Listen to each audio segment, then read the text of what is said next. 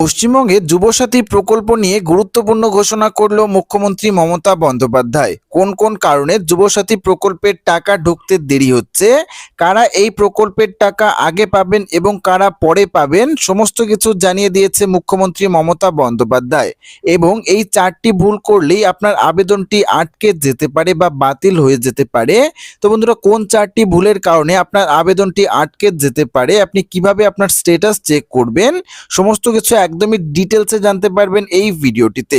তো আপনিও যদি যুবসাথী প্রকল্পের জন্য আবেদন করে থাকেন এবং এখনো পর্যন্ত এই প্রকল্পের টাকা আপনাদের ব্যাংক অ্যাকাউন্টে ঢোকেনি, তাহলে আজকের এই ভিডিওটি আপনাদের জন্য অত্যন্ত গুরুত্বপূর্ণ হতে চলেছে।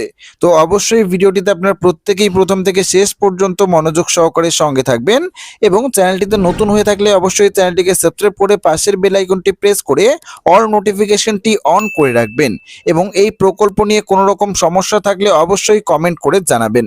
তো আমরা সরাসরি পশ্চিমবঙ্গ সরকারের সেই আপডেটটিতে দেখে নিচ্ছি কি বলা রয়েছে। পশ্চিমবঙ্গের বেকার যুবক যুবতীদের জন্য মুখ্যমন্ত্রী মমতা বন্দ্যোপাধ্যায়ের চালু করা যুবসাথী প্রকল্পের 1500 টাকা কেন এখনো পর্যন্ত সকলের ব্যাংক অ্যাকাউন্টে পৌঁছায়নি এবং কোন কোন ভুলের কারণে আপনাদের আবেদনটি বাতিল হতে পারে, এই সমস্ত বিষয়ে কিন্তু এই ভিডিওটিতে আপনাদেরকে একদমই ডিটেলসে জানিয়ে দেব।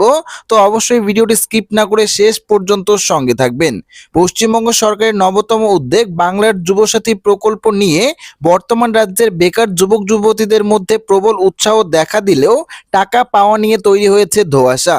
গত 7ই মার্চ থেকে মুখ্যমন্ত্রী মমতা বন্দ্যোপাধ্যায়ের ঘোষণা অনুযায়ী অনেক উপভোক্তার অ্যাকাউন্টে টাকা ঢুকতে শুরু করলেও একটা বড় অংশের আবেদনকারী এখনো পর্যন্ত প্রথম কিস্তির 1500 টাকা পাননি। তো বন্ধুরা, কেন এই টাকা পেতে দেরি হচ্ছে? উৎস অনুসারে এই প্রকল্পের জন্য প্রায় 84 লক্ষ থেকে 1 কোটি যুবক যুবতী আবেদন করেছে। এত বিপুল পরিমাণ আবেদনকারীর তথ্য যাচাই করে একটি সময় সাপেক্ষ প্রক্রিয়া। যারা সরাসরি পোর্টালের মাধ্যমে অনলাইনে আবেদন করেছেন তাদের তথ্য দ্রুত যাচাই করা সম্ভব হচ্ছে, কারণ তাদের ডেটা আগে থেকেই সিস্টেমে মজুত রয়েছে। অন্যদিকে যারা বিভিন্ন ক্যাম্পে বা দুয়ারে সরকারের গিয়ে অফলাইনে ফর্ম জমা দিয়েছেন তাদের তথ্য ডেটা এন্ট্রি অপারেটরদের মাধ্যমে ম্যানুয়ালি কম্পিউটারে তোলা হচ্ছে।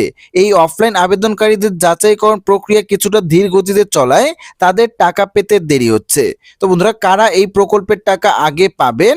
তদন্তে জানা গেছে যারা অনলাইনে ত্রুটিহীন আবেদন করেছেন এবং যাদের ব্যাংক অ্যাকাউন্টের সাথে আধার লিঙ্ক, ডিবিটি অর্থাৎ ডাইরেক্ট বেনিফিট ট্রান্সফার করা রয়েছে, তারাই কিন্তু প্রথম দফায় অগ্রাধিকার পাচ্ছেন।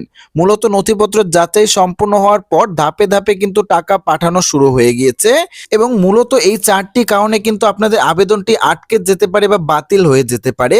তো কোন কোন কারণে আপনাদের আবেদনটি বাতিল বা আটকে যেতে পারে? সূত্র অনুযায়ী আবেদন বাতিল বা পেন্ডিং হওয়ার বেশ কিছু সুনির্দিষ্ট কারণ রয়েছে। এর মধ্যে অন্যতম উল্লেখযোগ্য হলো অন্যান্য সরকারি সুবিধা। আবেদনকারী যদি আগে থেকেই লক্ষ্মীর ভান্ডার, কৃষক বন্ধু বা যুবশ্রী প্রকল্প বা অন্য যে কোনো সরকারি প্রকল্পের সুবিধা পেয়ে থাকেন, টাকা পেয়ে থাকেন, তবে তিনি কিন্তু এই নতুন প্রকল্পের সুবিধাটি পাবেন না এবং তার আবেদনটি বাতিল হয়ে যাবে। দ্বিতীয়ত বলা রয়েছে বয়সসীমা। আবেদনকারীর বয়স 1 এপ্রিল 2026 অনুযায়ী কিন্তু অবশ্যই 21 থেকে 40 বছরের মধ্যে হতে হবে। যদি আপনার বয়স 21 বছরের কম এবং 40 বছরের বেশি হয়ে থাকে সেক্ষেত্রে কিন্তু আপনি এই প্রকল্পের সুবিধাটি পাবেন না।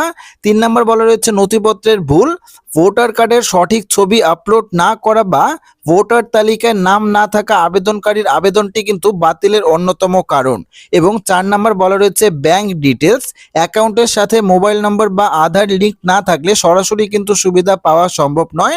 তো বন্ধুরা, বুঝতেই পারছেন মূলত এই চারটি কারণেই কিন্তু আপনাদের আবেদনটি বাতিল হয়ে যেতে পারে বা আপনার আবেদনটি আটকে যেতে পারে। তো আপনি কিভাবে আপনার স্ট্যাটাস চেক করবেন? দেখুন, এখানে বলা রয়েছে আবেদনকারীরা অফিসিয়াল পোর্টাল yuvasati.www.government.in এ গিয়ে নিজেদের আবেদন নম্বর বা মোবাইল নম্বর দিয়ে কিন্তু অ্যাপ্লিকেশন স্ট্যাটাস চেক করতে পারবেন। টাকা না এলে বা কোনো রকম সমস্যা থাকলে হেল্পলাইন নম্বর 6292248888 এ গিয়ে কিন্তু যোগাযোগ করার পরামর্শ দেওয়া রয়েছে। সরকারি আধিকারিকদের মতে ধৈর্য ধরাই এখন সঠিক পথ, কারণ সঠিক আবেদনকারীদের টাকা নিশ্চিতভাবে কিন্তু ব্যাংক অ্যাকাউন্টে পৌঁছে যাবে। তো বন্ধুরা, বুঝতেই পারছেন যদি আপনিও এই যুবসাথী প্রকল্পের জন্য আবেদন করে থাকেন সেক্ষেত্রে আপনি যদি দুয়ারে সরকারে বা অফলাইনে আবেদন করে থাকেন সেক্ষেত্রে কিন্তু আপনার টাকা ঢুকতে কিছুটা দেরি হবে এবং আপনি যদি অনলাইনের মাধ্যমে পোর্টালে গিয়ে আপলোড করে থাকেন সেক্ষেত্রে কিন্তু আপনার টাকা খুব তাড়াতাড়ি ঢুকতে পারে। এবং মূলত এই 4টি ভুলের কারণে বেশ কয়েকটি আবেদনপত্র বাতিল করা হয়েছে। তো আপনি যদি এই ভুলগুলি না করে থাকেন সেক্ষেত্রে কিন্তু আপনি অবশ্যই এই প্রকল্পের সুবিধাটি পেতে চলেছেন। তো আশা রাখবো ভিডিওটি আপনাদের সবারই ভালো লেগেছে। ভিডিওটি ভালো লাগলে ভিডিওটিতে একটি লাইক করবেন, চ্যানেলটিকে সাবস্ক্রাইব করবেন এবং কমেন্ট বক্সে আপনাদের মতামত অবশ্যই জানিয়ে যাবেন। ধন্যবাদ।